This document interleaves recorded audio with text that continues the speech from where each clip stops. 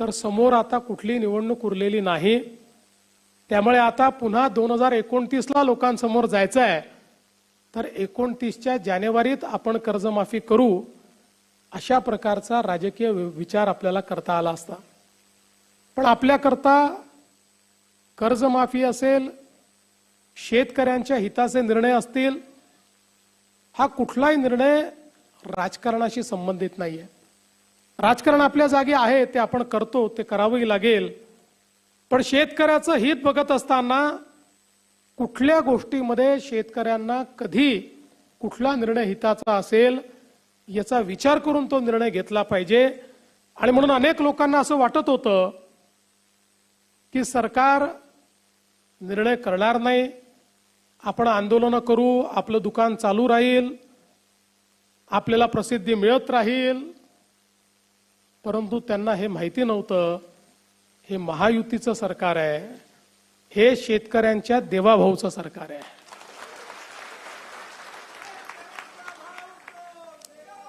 आणि म्हणून आपण कर्जमाफीचा निर्णय घेतला।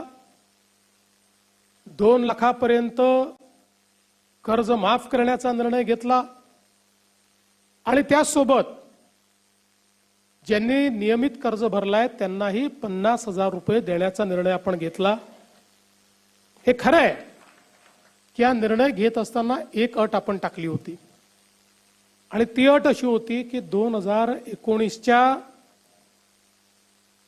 कर्जमाफी योजनेमध्ये ज्यांना त्याचा फायदा मिळालाय त्यांना या योजनेचा फायदा मिळणार नाही। राज्यामध्ये 2008ला देशाची कर्जमाफी झाली आणि 2009ला राज्याची कर्जमाफी झाली। 2009च्या कर्जमाफीमध्ये तेव्हाच्या सरकारने 2008च्या कर्जमाफीतल्या लोकांना वगळलं। 2017ला आपण कर्जमाफी केली, त्याही वेळी ज्यांना फायदा यापूर्वी मिळाला होता त्यांना आपण वगळलं। 2019ला कर्जमाफी झाली। 19च्या कर्जमाफीमध्ये तेव्हाच्या सरकारने, मगाशी कुटे साहेबांनी सांगितलं की 2017ला ज्यांना कर्जमाफी मिळाली होती त्या सगळ्यांना वगळण्याचा निर्णय घेतला। याच्या पाठीमागचं कारण काय?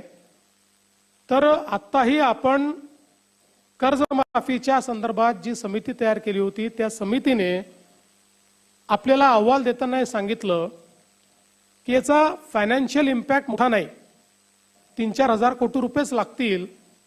परंतु आपल्याकडची जी बँकिंग सिस्टीम आहे, बँकांची जी व्यवस्था आहे, जर कर्ज भरण्याची सवय ही सुटली, किंवा अनेक वेळा सवय सुटत नाही पण शेतकऱ्यांना असं वाटतं की आपण भरून टाकल्याने कर्जमाफी झाली तर आपल्याला काय मिळणार, आणि म्हणून या भीतीपोटी अनेक वेळा शेतकरी त्या ठिकाणी कर्ज भरत नाहीत आणि मग नंतर दोन्हीकडनं अडचणीत येतात।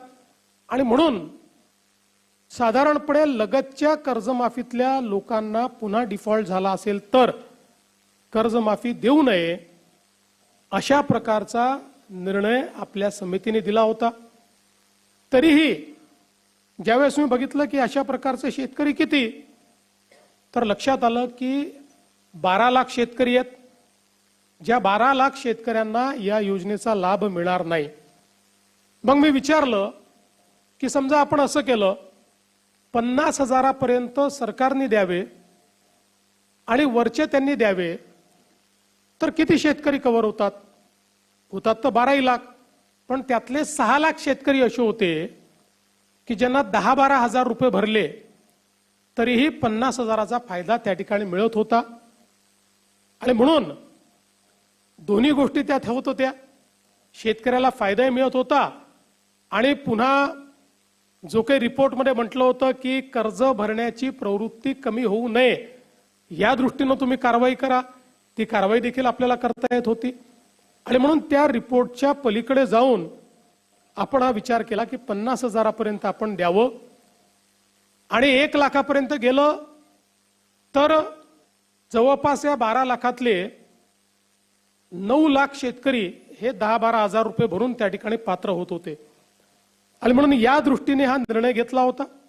दुसरा निर्णय हा आपण चालू कर्ज आपल्या नागरिकांनी किंवा शेतकऱ्यांनी भरावं याकरता त्याची एक अट आपण लावली होती आणि म्हणून अशा पद्धतीने ही कर्जमाफी केल्यानंतर ज्यावेळी आमच्या रणधीरभाऊ सावरकरांसोबत आमचे महायुतीचे तीनही पक्षाचे सगळे आमदार जवळपास 25-30 आमदार माझ्याकडे आले आणि माझी सवय आहे, मी सत्य नेहमी सांगतो, कारण आर्थिक शिस्तही असली पाहिजे आणि म्हणून मी त्यांना समजावून सांगितलं की मला पैसे जास्त लागणार नाही, 4,000 कोटी लागणार आहेत, 36,000 कोटी दिले आहेत तर 40,000 द्यावे लागतील, पण आर्थिक शिस्त देखील आपल्याला लावली पाहिजे, कारण भविष्यात आपल्या जिल्हा बँका जर वाचवायच्या असतील तर कर्ज भरण्याची प्रवृत्ती वाढली पाहिजे,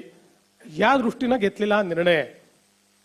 पण आलेल्या सगळ्या आमदारांनी मला त्या ठिकाणी सांगितलं की तुमचं आर्थिकदृष्ट्या किती बरोबर असेल तरी देखील हे जे शेतकरी बाहेर राहत आहेत त्या शेतकऱ्यांच्या मनामध्ये नेहमीच हे राहील की 56 लाखाला दिलं आणि आम्हाला मात्र सोडून दिलं। त्यामुळे तुम्ही हा निर्णय बदलवा आणि मग त्या सगळ्यांचा आग्रह मला योग्य वाटला। मी आमच्या सगळ्या नेत्यांशी चर्चा केली आणि त्या ठिकाणी निर्णय केला की यावेळी ही अट काढून टाकू आणि सरसकट 2 लाखापर्यंत सगळ्यांना कर्जमाफी देऊ। त्यामुळे आता जे 19च्या योजनेतही पात्र होते पण नंतर डिफॉल्टमध्ये गेले तेही 12 लाख शेतकरी याच्यामध्ये पूर्णपणे एकही पैसा त्यांना भरण्याची आवश्यकता नाही। दुसरं महत्त्वाचं आपण केलं ज्याचा उल्लेख कुटे साहेबांनी केला होता की उद्योजींच्या कर्जमाफीमध्ये 2,01,000 रुपया एवढं जरी तुमचं कर्ज झालं तरी तुम्हाला एकही पैसा मिळाला नाही, एकही नाही। आम्ही म्हटलं असं नाही, एकतर आपले 80% शेतकरी अल्पभूधारक आहेत, त्यामुळे ते 2 लाखाच्या आतले आहेत, जे 2 लाखाच्या वरचे आहेत त्यांनाही संधी मिळाली पाहिजे, या दृष्टीने आम्ही सांगितलं की 2 लाखाच्या वरचे पैसे तुम्ही भरा, 2 लाखापर्यंत पैसे आम्ही भरतो, म्हणजे तुम्हालाही त्याचा फायदा मिळेल, अशा पद्धतीनं त्यांनाही फायदा दिला। आणि अर्थात दुसरी गोष्ट जी आमच्या या शिष्टमंडळाने मला सांगितली ती मला 1 मिनिटात पटली। त्यांनी माझाच विषय माझ्यावर उलटवला। ते म्हणाले तुम्हीच घोषित केलाय अल निनोचं वर्ष आहे, मग अल निनोच्या वर्षामध्ये जर शेतकऱ्यांवर संकट आहे तर अशा वेळी तुम्ही जर चालू वर्षाचे पैसे भरा असं त्यांना सांगितलं तर शेतकऱ्यांवर हे नवीन संकट तुम्ही करताय। मी म्हटलं तुमचं म्हणणं बरोबर आहे, तात्काळ तीही अट आपण काढून टाकली। त्यामुळे आता ज्यांना 50,000 रुपये प्रोत्साहनपर मिळणार आहेत त्यांनी जे 26-27 लगतचे जे मागचे 3 वर्ष आहेत त्या 3 वर्षातल्या कुठल्याही 2 वर्षामध्ये त्यांनी जर त्या ठिकाणी पैसे भरलेले असतील तर त्यांनाही 50,000 रुपये प्रोत्साहन देण्याचा निर्णय हा आपण घेतलाय। खरं म्हणजे शेतकरी बंधू भगिनींनो, आपण जर बघितलं तर कर्जमाफी हा काही अंतिम उपाय नाहीये। आपण विचार करा, जर राज्यामध्ये शेतकऱ्यांना 7 ते 8 वर्षात 3 वेळा कर्जमाफी द्यावी लागत असेल तर कुठेतरी आपल्या शेतीसमोरचे प्रश्न फार गंभीर आहेत।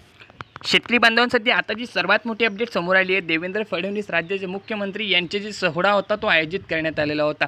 या सत्कार सोहळ्यामध्ये त्यांचे जे अभिनंदन आहे ते शेतकऱ्यांनी केले आणि जे मंत्री होते त्यांनी सुद्धा केले, कारण शेतकऱ्यांची जी कर्जमाफी आहे त्यांनी जाहीर केलेली आहे। आधी 50,000 रुपये प्रति शेतकरी भेटणार होते ते आता 2 लाख रुपये प्रति शेतकरी त्यांना मिळत आहेत। सोबतच जे शेतकरी या योजनेअंतर्गत अपात्र ठरवते ते त्यांना सुद्धा पात्र करून त्यांच्या सुद्धा खात्यावरती 2 लाख रुपयाची रक्कम आहे ते मिळणार आहे।